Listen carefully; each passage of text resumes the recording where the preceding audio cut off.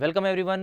अड्डा 247 में आप सभी का स्वागत है और आज का जो हमारा शो है वो है टेक 10। आज के टेक 10 के शो में हम बात करेंगे कंसिस्टेंसी ऑफ सॉइल की, क्योंकि बहुत से सिविल इंजीनियर्स को कंसिस्टेंसी ऑफ सॉइल का मतलब नहीं पता और बेसिकली ये क्या बता रहा है इसका भी थोड़ा सा आइडिया नहीं है। तो एक छोटे से टाइम में हम ये समझ लेते हैं कि कंसिस्टेंसी ऑफ सॉइल किसको कहा जाता है। देखिए, कंसिस्टेंसी ऑफ सॉइल की बात करें, देखिए अगर मैं सिंपल बात करूँ कंसिस्टेंसी क्या है, ठीक है, दो शब्दों से मैं बना रहा हूँ इसको। तो सॉइल मतलब मिट्टी और कंसिस्टेंसी मतलब कि कितनी आसानी से मैं उस मिट्टी के साथ काम कर सकता हूँ, the edge with which I can work with that soil. ठीक है, एज ऑफ वर्किंग कह सकता हूँ। ठीक है, कितनी आसानी से मैं उसको मोल्ड कर सकता हूँ, मतलब मैं ये बता सकूँ कि वो सॉइल स्टिफ है, हार्ड है, सॉफ्ट है। मतलब मैं इनडायरेक्टली उसकी स्ट्रेंथ बता रहा हूँ, डायरेक्टली नहीं बता रहा हूँ। कैसे इसको समझने की कोशिश करते हैं, आप थोड़ा सा इमेजिन करेंगे किसको, मिट्टी को। मैं एक मिट्टी लेता हूँ और उस मिट्टी में क्या करता हूँ, पानी मिलाने लग जाता हूँ। ठीक है, अब उसका ऐसा भी हो सकता है पानी मिलाने के साथ वॉल्यूम चेंज हो और नहीं भी हो, क्योंकि मैंने एक गिलास के अंदर क्या ले ली है, मिट्टी ले ली है। उस ग्लास के अंदर अब मैं पानी भी डाल रहा हूँ, पूरी मिट्टी भरने के बाद ग्लास में मैं उसमें पानी भी डाल रहा हूँ। तो मैं क्या करता हूँ, एक ग्राफ बना लेता हूँ, किसके बीच में,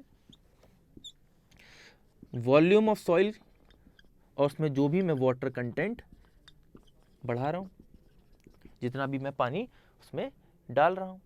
लेकिन आप देखते होंगे कि गमला या वो जो ग्लास है जिसके अंदर आपने क्या कर रहे हैं, पानी डाल रहे हैं, पानी डालते हैं तो पानी कहीं अंदर चला जाता है, और पानी अंदर जा रहा है मतलब अभी तक वॉल्यूम में कोई चेंज नहीं आ रहा है मिट्टी की, मतलब वाटर कंटेंट बढ़ता चला जा रहा है। लेकिन वॉल्यूम अगर मैं मान लेता हूँ ये कुछ वी वॉल्यूम था, तो अभी भी कुछ वी ही वॉल्यूम है। मैं पानी में डालता चला गया, वॉल्यूम में कोई चेंज नहीं आ रहा। लेकिन एक टाइम ऐसा आएगा जिसके बाद वाटर कंटेंट आप क्या करेंगे, अगर बढ़ाएंगे तो वॉल्यूम में चेंज आना शुरू हो जाएगा।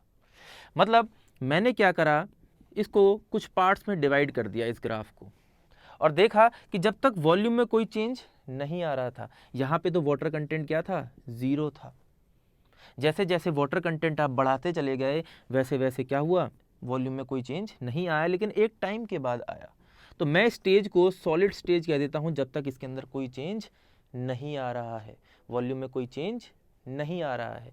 तो वॉल्यूम में जब चेंज नहीं आया तो मैंने देखा, ठीक है, तो जहाँ से वॉल्यूम में चेंज आना शुरू हुआ मैंने उसे उसको क्या कह दिया, श्रिंकेज लिमिट कह दिया। मैं इसे WS से डिनोट कर देता हूँ, श्रिंकेज लिमिट आ गई।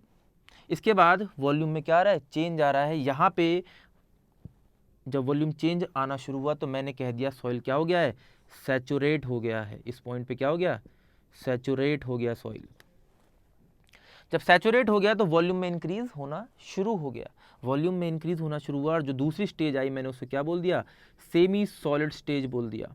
क्यों, क्योंकि इस स्टेज में क्या होगा, आपका जो मिट्टी है वो थोड़ी सी क्या हो जाएगी, अपनी स्ट्रेंथ को एक तरह से थोड़ा सा लूज कर देगी।